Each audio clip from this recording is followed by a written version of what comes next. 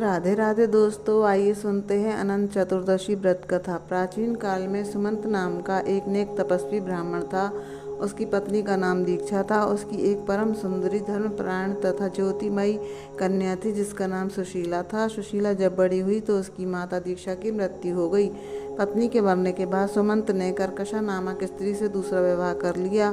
सुशीला का विवाह ब्राह्मण सुमंत ने कौंडिन्य ऋषि के साथ कर दिया। विदाई में कुछ देने की बात पर कर्कशा ने दामाद को कुछ ईंटें और पत्थरों के टुकड़े बांधकर दे दिए। कौंडिन्य ऋषि दुखी हो अपनी पत्नी को लेकर अपने आश्रम की ओर चल दिए, परंतु रास्ते में ही रात हो गई। वे नदी तट पर संध्या करने लगे। सुशीला ने देखा वहां पर बहुत सी स्त्रियां सुंदर वस्त्र धारण कर किसी देवता की पूजा कर रही थी। सुशीला के पूछने पर उन्होंने विधि पूर्वक अनंत व्रत की महत्ता बताई। सुशीला ने उसी समय उस व्रत का अनुष्ठान किया और 14 गांठों वाला डोरा हाथ में बांधकर ऋषि कौंडिन्य के पास आ गई। कौंडिन्य ने ऋषि सुशीला से डोरे के बारे में पूछा तो उसने सारी बात बता दी। उन्होंने डोरे को तोड़कर अग्नि में डाल दिया। इससे भगवान अनंत जी का अपमान हुआ। परिणामतः ऋषि कौंडिन्य दुखी रहने लगे।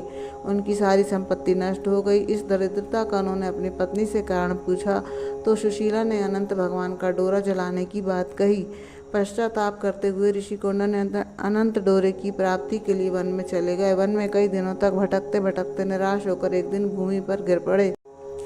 तब अनंत भगवान प्रकट होकर बोले, हे कौंडिन्य, तुमने मेरा तिरस्कार किया था, उसी से तुम्हें इतना कष्ट भोगना पड़ा। तुम दुखी हुए, अब तुमने पश्चाताप किया है, मैं तुमसे प्रसन्न हूँ।